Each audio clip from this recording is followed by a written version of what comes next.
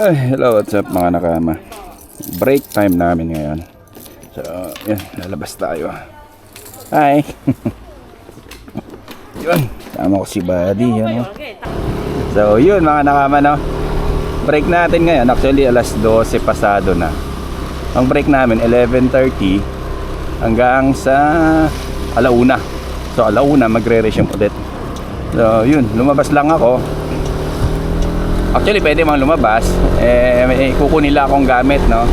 Alam mo naman tayo, ang tawag na ito, bisyo na lang natin ngayon. Kasi hindi naman na tayo masyadong umiinom, no? Hindi nga. Naiinom din. Minsan-minsan, hindi na gaya na dati.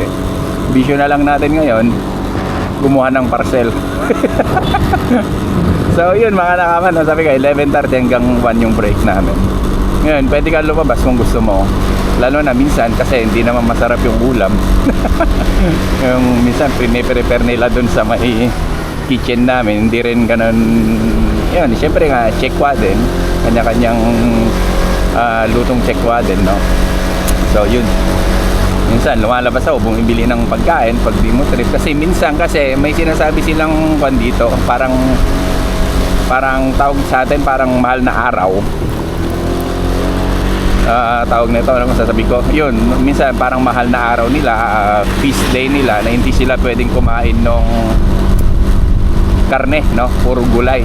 So minsan kasi tayo din naman kailangan natin ng karne. Alam mo naman mga Pinoy tayo, mahilig sa karne.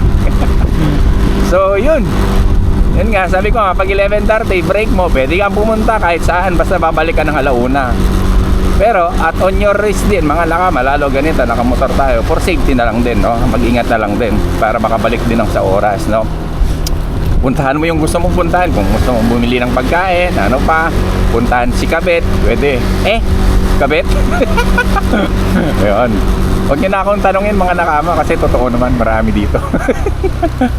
Uy, tinamaan. So yun, no? Pagdating sa mga ganyan,